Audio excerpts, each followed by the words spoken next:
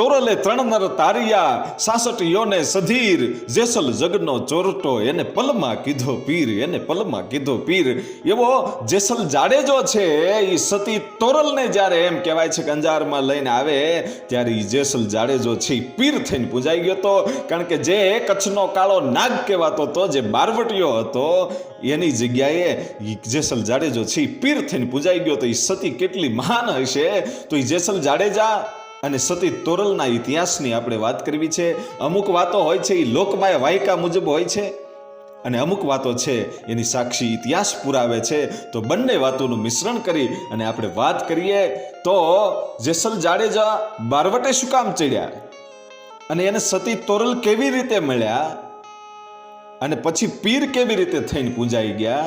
એટલું નહીં પણ સતી તોરલનું પ્રાગટ્ય કેવી રીતે થયું, એના મા બાપ કોણ અને એના પરચાઓ શું, અને જેસલ તોરલ એ સંપૂર્ણ ઇતિહાસની આપણે વાત કરીએ તો કચ્છના અંજારમાં 12 ગામનો ધણી ચાંદોજી જાડેજા અને એમના ઘરે 3 સંતાનો થયા. મોટો દીકરો નારાયણજી જાડેજા, એનાથી નાના એક દીકરી, લોકવાયકા મુજબ એ દીકરીનું નામ કદાચ રાયજીબા એવું કંઈક નામ હતું, અને એનાથી નાના એ જેસલ જાડેજા. એ જેસલ જાડેજાનું નામ જેસર હતું અને પછી આપણે સરળતાથી બોલી શકાય એટલે જેસલ પાડવામાં આવ્યું. આવી કંઈક વાત લોકમાયકા મુજબ છે. તો એ જેસલ જાડેજા એ સૌથી નાના હતા અને ધીમે ધીમે 3 સંતાનો મોટા થાય છે. જેસલ જાડેજાના બાપુજીનું નામ એટલે ચાંદોજી જાડેજા, એમના માતા નાથુબા, અને 3 સંતાનો મોટા થયા. અને ટૂંક સમયમાં જ્યારે જાડેજો નાના હતા એ વખતે માતાનું મૃત્યુ થયા પછી ધીમે ધીમે સંતાનો મોટા થયા અને નારાયણજી જાડેજા જ્યારે યુવાન થયા ત્યારે એમના લગ્ન કરવામાં આવ્યા. ઝાલા શાંખના જે રાજપૂતો હતા થયા પછી જેસલ જાડેજાના ખૂબ તોફાનો વધ્યા. પોતાના માતાજી હતા, મા હતા, એ તો નાનપણમાં જ વયા ગયા હતા અને હવે નારાયણજી જાડેજાના લગ્ન થયા પછી પિતાનું પણ એમ કહેવાય છે છત્રછાયું છે એ છીનવાઈ ગયું છે. અને એના ગયા પછી જેસલ જાડેજાના તોફાનો વધવા લાગ્યા અને લોકોની જ્યારે ફરિયાદ આવવા માંડી ત્યારે નારાયણજી જાડેજા પોતાના ભાણેજો હારે છે, પોતાના 2 સંતાનો છે બેનના, એ બંને જેસલ જાડેજાના ભાણિયા હારે છે.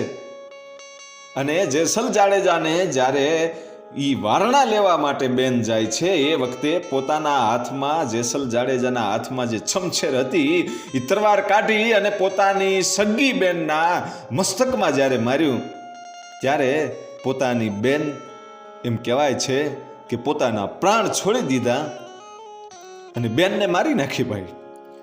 અને એવું કરુણ વાતાવરણ જામી ગયું. એના જે કોણ આપશે કે મને જેણે દીકરાની જેમ હાંચવો છે એ મારી જનેતા ગણું તોય ભલે ને મારી ભોજાઈ ભાભી ગણું તોય ભલે, એ સોનબાઈમાં છે. એને આંગણે જઈને એની સામે હું આમ રોટલો માંગીને એ તરત મને આપી દેશે. એને મને મારા એના હગા દીકરાની જેમ રાખ્યો છે. અને પોતાના ભાભી સોનબાઈ છે એની પાસે એ ઘોડી લઈ અને અડધી રાતને ટાણે જેસલ જાડેજો ગયો અને હાકળ ખખડાવી અને જ્યારે દરવાજો ખોલ્યો ને જેસલ જાડેજાને જોયું ત્યારે મીઠો આવકારો આપ્યો કે આય બાપ જેસલ, તું આ રાજથી નોખો થઈ ગયો, તું બારવટે ચડ્યો બાપ, તારા દુઃખ મારાથી જોવાતા નથી. ડુંગરાઓમાં તું રહે છો, રાજ દરબારની અંદર રહેલો આ માણા આજ ડુંગરામાં રહે છે. આય બાપ, તારે આવવાનું કારણ અડધી રાતે? અને એટલું કીધું કે ભાભી ભૂખ લાગી છે, જમવું છે. અને જેસલ જાડેજાને કીધું કે હમણાં બનાવી દઉં કે નહીં, જે કાંઈ ટાઢો ટુકડો હોય એ આપી દો. કે નહીં બાપ, કેટલા સમયે આવ્યો છો, હું તને મારા દીકરા જેવો માનું છું, મને તારી હારે વેર નથી, પણ હમણાં તને તાજું બનાવી દઉં, ગરમ બનાવી દઉં એમ કરી અને ચૂલો પ્રગટાવી. અને એ વખતે સોનબાઈ છે એ જમવાનું બનાવે છે અને એક બાજુ જેસલ જાડેજો છે એ જમવા બેઠો અને જમતો જાતો તો પોતાના ભોજાઈના વખાણ કરતો જાતો હતો કે મારે જે રાજની હારે, જેના પતિ હારે મારે વેર છે, એની પત્ની આજ મને એના હગા દીકરાની જેમ ખવરાવે છે. આટલો વિચાર આવે છે અને કીધું કે તમે રોટલા ઘડવાનું શરૂ રાખજો કે મારા જે મિત્રો છે એણે પણ 3 દિવસથી ખાધું નથી, મારે ભાતું લઈ જવું છે. અને ભાતું બાંધી અને પોતાના મિત્રો માટે જ્યારે લઈ જતો હતો અને ઘોડેસવાર થઈ અને અડધેક જ્યારે પહોંચ્યો ત્યારે એક વેલડું છે એ હામું મળ્યું. એમાં એક માણસ અને બંને જણા એ પતિ પત્ની હતા. અને એ જ્યારે વેલડું હામું મળ્યું ત્યારે નક્કી કર્યું કે આ વેલડાને લૂંટી લેવું છે. અને એ વેલડાને લૂંટવા માટે થઈને તરવાર કાઢીને કીધું કે જે હોય એ ઘરેણા આપી દો. અને વિચાર કર્યો કે જેસલ જાડેજો છે ભાઈ, વેલડામાં જે બેઠા હતા એ માણસોએ વિચાર કર્યો કે જેસલ જાડેજો છે, આની સામે બહુ બોલાય નહીં, નહીતર હમણાં ધડથી મસ્તક જુદા થઈ જાય, વાર નહીં લાગે. જે સ્ત્રી હતી એને ઘરેણા કાઢી દીધા અને પોતાના પતિને કીધું કે ઘા કરી દો કે નહીં હું દઈ આવું. અને એ જેસલ જાડેજાને કારણ કે ઓળખતો તો એ માણસ, અને ઘરેણા લઈ અને જેસલને હાથમાં હોપ્યા કે લ્યો જેસલ જાડેજા આ ઘરેણા. અને જ્યારે જેસલ જાડેજાએ એની સામે જોયું ત્યારે એવું લાગ્યું કે આ માણસને હું ઓળખતો હોય એવું લાગે છે, ઘણા સમયથી જોયો છે. એને મારવા માટે જ્યારે શમશેર કાઢી પછી વિચાર આવ્યો કે આ ઘણી વાર અંજારમાં આવે છે, મને એવું લાગે છે હું આને સારી રીતે ઓળખતો હોય એવું લાગે છે, પણ મને યાદ આવતું નથી. હવે આને હું જીવતો જવા દઉં. જિંદગીમાં પહેલી વાર લૂંટ કરતી વખતે જેસલ જાડેજાએ આ માણસને જીવતો જવા દીધો. અને એ વેલડું તો વયું ગયું અને જેસલ જાડેજો આવ્યો, પોતાના મિત્રોને જમાડ્યા. પણ જે વેલડું લૂંટાણું હતું એ બીજું કોઈ નહીં, જે પોતાના મોટા ભાઈ નારાયણજી જાડેજા હતા, એમના પત્ની સોનબાઈના સગા ભાઈ અને ભાભી હતા. અને સોનબાઈમાં જ્યારે એમ કહેવાય છે કે રાજ દરબારની અંદર અડધીક રાતને ટાણે આ વેલડું આવ્યું ત્યારે એને ઉતારા આપી દીધા, એને હુરાવી દીધા હતા. એણે જેસલ જાડેજાએ કીધું કે તમે હવે ડુંગરા ઉપર જાઓ અને હું મારા ભાભીને કેટલા સમયથી મળ્યો નથી, અઠવાડિયું થઈ ગયું છે, હું મળતો આવું ને તરત પાછો આવું. અને પોતાના ભાભી સોનબાઈમાને મળવા માટે થઈને હાકળ જ્યારે ખખડાવી એ વખતે સોનબાઈમાં આવ્યા તો ખરા. સોનબાઈએ દરવાજો તો ખોલ્યો પણ આવકારો ન આપ્યો, જે કે તે મારા હગા ભાઈ ભાભીને લૂંટી લીધા છે એટલે નહીં, પણ તું ખાલી માત્ર ને માત્ર અંજારમાં જ ચોરીઓ કરે છો, ગરીબોને રંજાડ છો. અરે તારે શૂરવીરતા બતાવવી હોય ને તો હું તને એક ઠેકાણું સીંધાડું, ત્યાંથી તું વસ્તુ લઈ આવ્યું ને તો તને હું લોકવાયકા આવું જે કહે છે એની હું તમને વાત કરું છું કે કાશીના જંગલમાં એક વૃક્ષમાંથી સતી તોરલનો જન્મ થયો હતો. કેવી રીતે? તો ગુજરાતના 4 યાત્રાવાળાઓ જે હતા એ કાશીમાં યાત્રા કરવા માટે જતા હતા. અને એ વખતે ઘણા સમય પહેલા જંગલની અંદર, કાશીના જંગલમાં એમ કહેવાય છે કે બહુ બરફ પડેલો એટલે ઝાડવા બધાય હુકાઈ ગયા હતા અને પડી ગયા હતા. અને એ પડેલા ઝાડવા હતા અને એ રસ્તામાંથી 4 યાત્રાળુઓ મૂર્તિ બનાવી નાખું એટલે પોતાના જે ઓજારો હતા એ લઈ અને લાકડાને એક સરખું કાપી અને એમાંથી મૂર્તિ બનાવવાનું શરૂ કર્યું.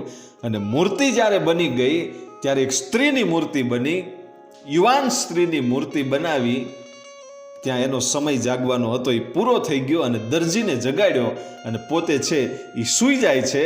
અને બીજો જે દરજી હતો એ જાગ્યો અને એ જાગતો તો એને જ્યારે સમય નહોતો જતો ને સામે જોયું કે મૂર્તિ બનાવેલી છે, તો મૂર્તિ માટે સરસ મજાના હાલને હું એક કપડાં બનાવી નાખું. અને એવું સરસ મજાનું કપડું બનાવ્યું એ મૂર્તિ માટે. સ્ત્રીની જે યુવાન સ્ત્રીની જે મૂર્તિ હતી એમાં એ દરજીએ કપડાં બનાવી અને એ મૂર્તિને પહેરાવી દીધા એટલે બહુ સુંદર લાગવા માંડી. અને પછી એને જ્યારે હોવાનો સમય આવ્યો ત્યારે ત્રીજો વ્યક્તિ જે હતો એ સોની હતો. અને એ સોનીએ જ્યારે આ મૂર્તિને જોઈ ત્યારે એમ લાગ્યું કે હું મારી સાથે થોડા ઘણા ઘરેણા લાવ્યો છું તો હાલને આ મૂર્તિને પહેરાવી દો એટલે મૂર્તિની શોભા વધી જાય એવી છે. કારણ કે આ સુથારે જબરદસ્ત મૂર્તિ બનાવી, એટલી બધી સુંદર મૂર્તિ. અને એમાં દરજીએ કપડાં પહેરાવ્યા એટલે એના કરતાં ડબલ જોરદાર એનો શો આવતો હતો. અને પછી સોનીએ એને ઘરેણા પહેરાવ્યા અને એ જ્યારે હૂતો અને ચોથો વ્યક્તિ હતો બ્રાહ્મણ, અને એ બ્રાહ્મણને જગાડવામાં આવ્યો અને એ જ્યારે જાગતો હતો ત્યારે આ મૂર્તિની સામે નજર ગઈ. ત્યારે એ તો ભાઈ બ્રાહ્મણ હતો અને ભવાનીનો ભક્ત હતો, ગાયત્રી માતાજીનો ભક્ત હતો, અને નક્કી કર્યું કે ગમે એમ થઈ જાય, આ જે મૂર્તિ છે એની અંદર મારે પ્રાણ પૂરવા છે. અને હવાર સુધી એમ કહેવાય છે કે મંત્રોના જાપના એમ કહેવાય છે કે મનમાં ને મનમાં ઉચ્ચાર કરી અને સવારે બરોબર સૂરજનારાયણની કિરણું જ્યારે આમ ધરતીની પટ ઉપર પથરાણી એવે વખતે પોતાના હાથમાં પાણીની અંજલી લઈ મંત્ર છાંટી અને મૂર્તિ જે લાકડાની બનાવેલી હતી એની માથે જ્યારે પાણીનો છંટકાવ કર્યો, એમાંથી એ મૂર્તિ જે હતી એમાં પ્રાણ પુરાણા અને એ કંચન વર્ણી કાયા જેવી યુવાન યુવતી છે એ આ કાંઠમાંથી બની, એટલે એને કાઠિયાણી કીધી અને કીધું કે હવે આ બહુ રૂપવાન સ્ત્રી છે. એટલે ચારે ચાર લોકો છે એ વિચાર કરે છે કે કોણ રાખશું આપણે.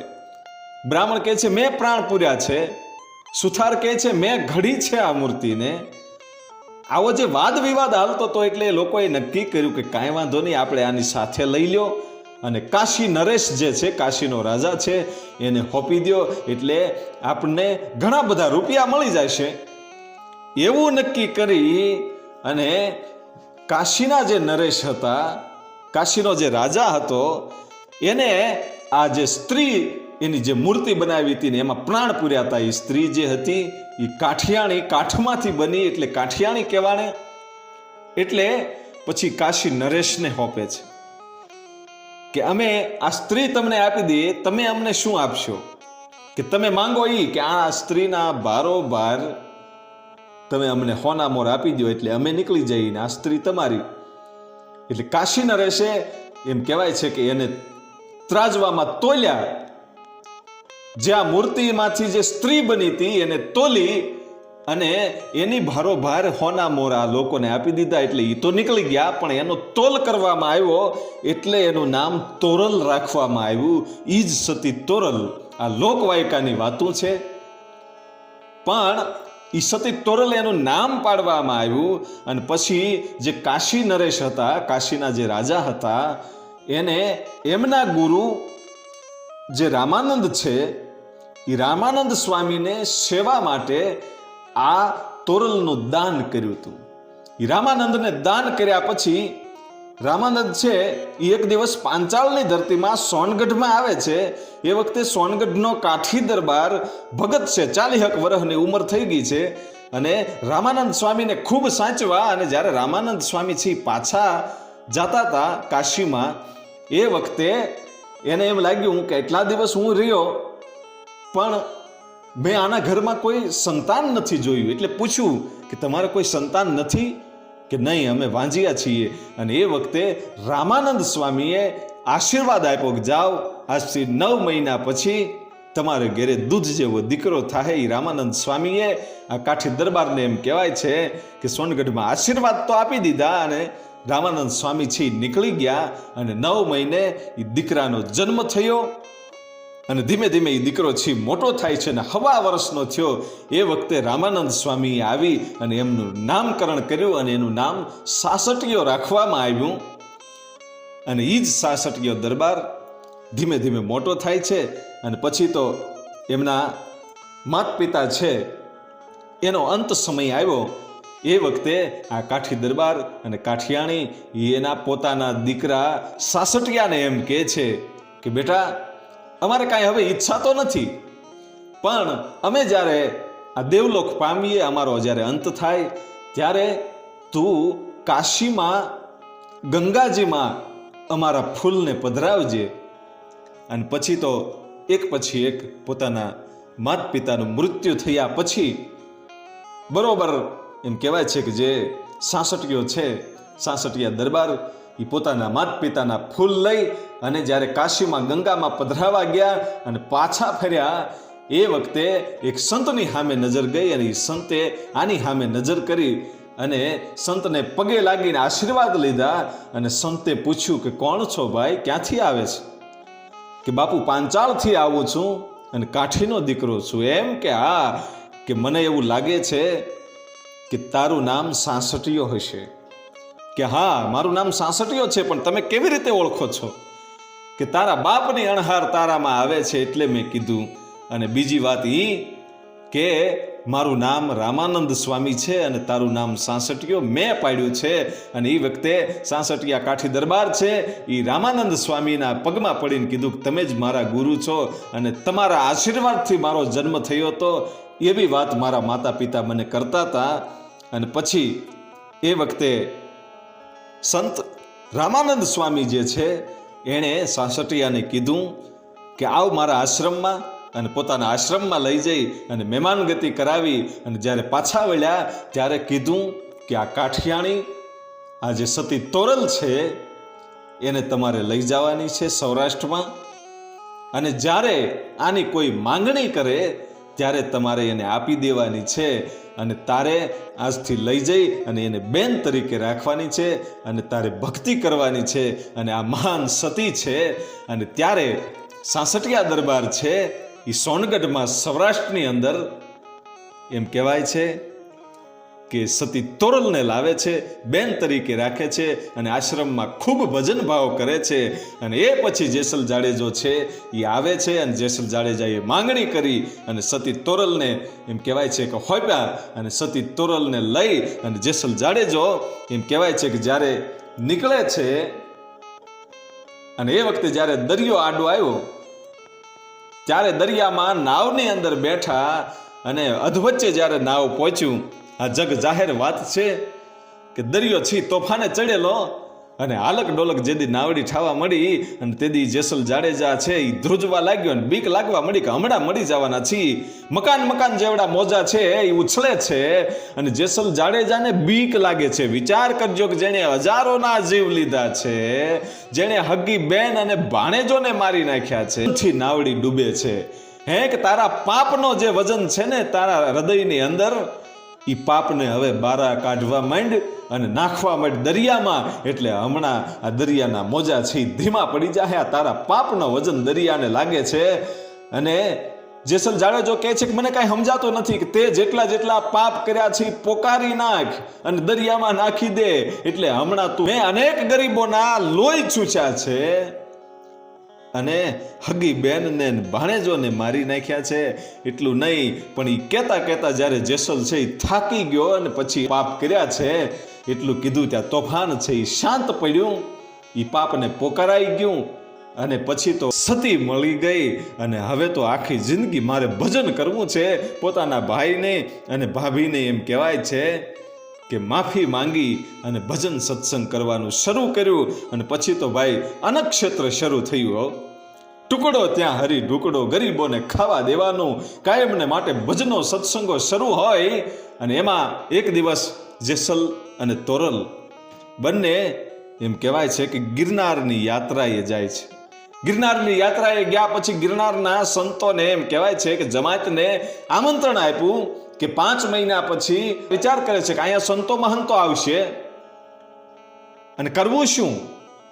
હવે જે વાયક આવ્યું છે એને વાયકને પાછું કઢાય નહીં, ત્યાં જવું તો પડે જ, કારણ કે ધણીનો પાઠ છે, જોત છે, જવું તો પડશે જ. કરવું શું?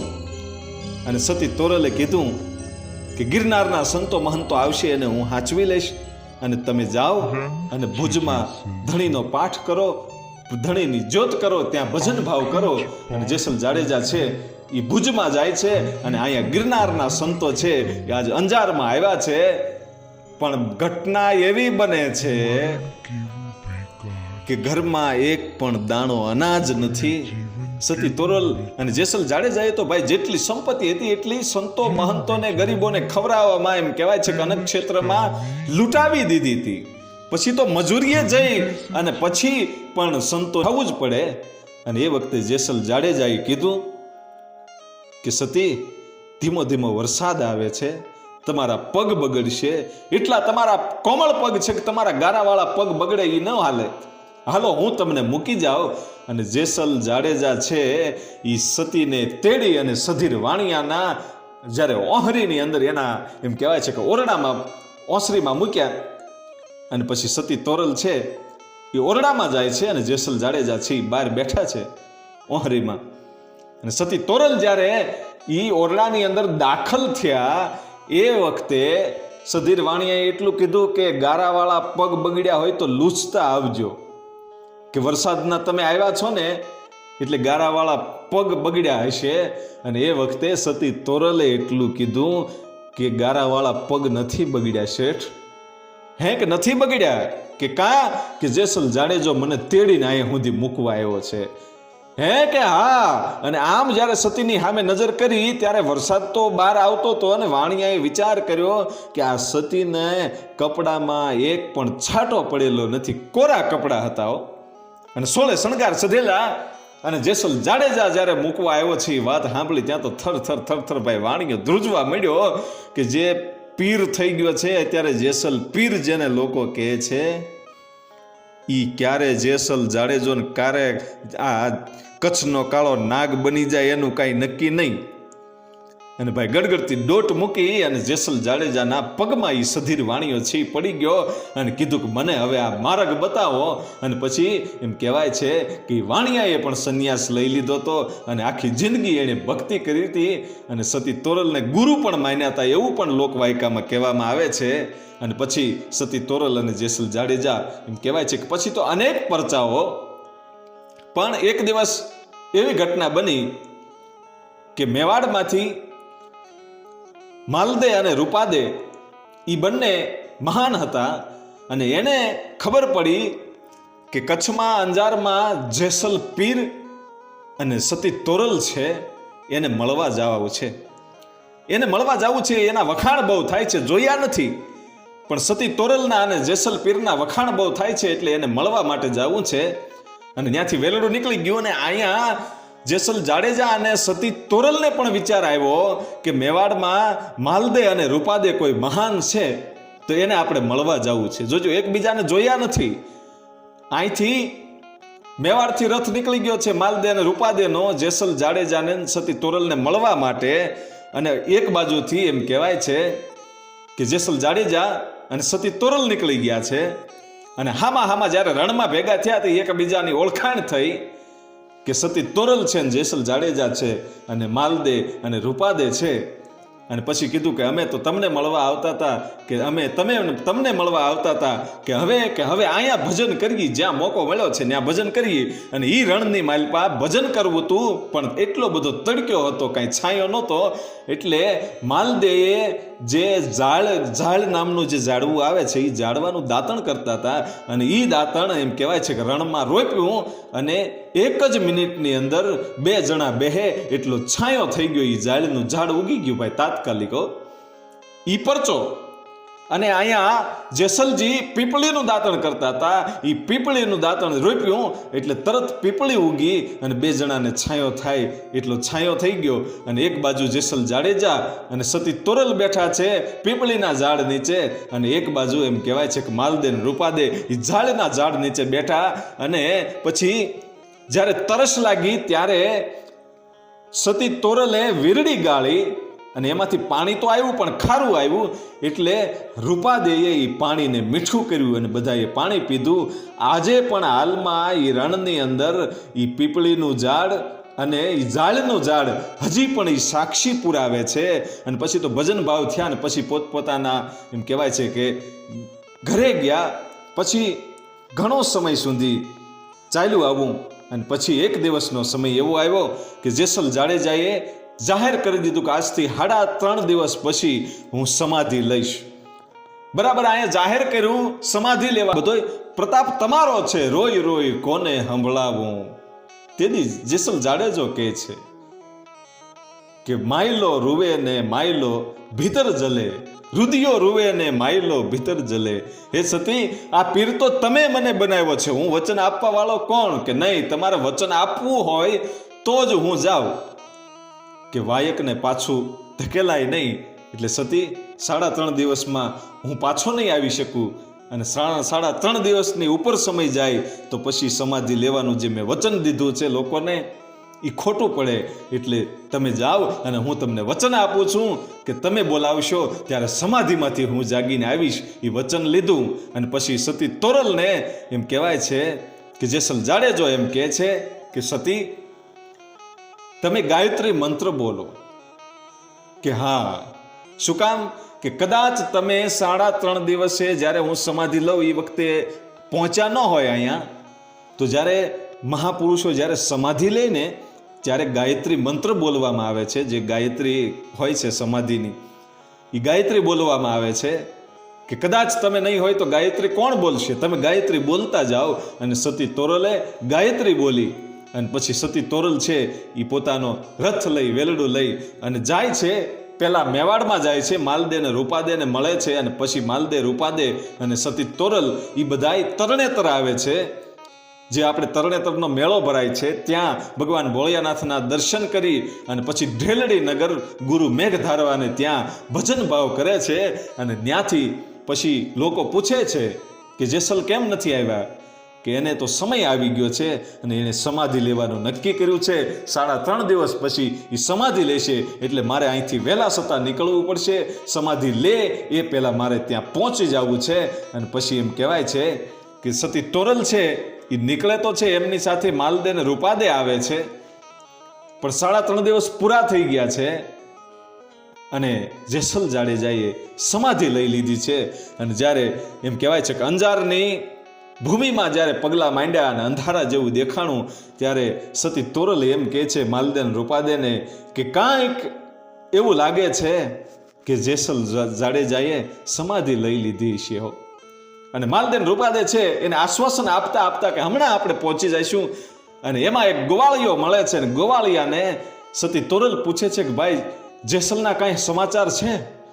કે હા, કે હમણાં હું જ્યારે નીકળ્યો બપોરે ત્યારે ગામમાં ઘરે ઘરે એમને ઉતારા થતા હતા, કારણ કે સમાધિ લેવા માટે નીકળ્યા હતા એટલે લોકો એને આમંત્રણ આપતા હતા અને ઘરે ઘરે એની પધરામણી થતી હતી. અને એ વખતે માલદેન રૂપાદે એમ કહે છે કે હજી તો એ ગામમાં આટા મારતા હશે, ત્યાં આપણે પહોંચી જઈશું, હજી એને સમાધિ નહીં લીધી હોય. એવી વાતો કરતા કરતા જ્યારે ગામમાં પહોંચ્યા અને જે જગ્યાએ આવ્યા ત્યારે તો સંતો મહાપુરુષોનું ટોળું બેઠેલું છે.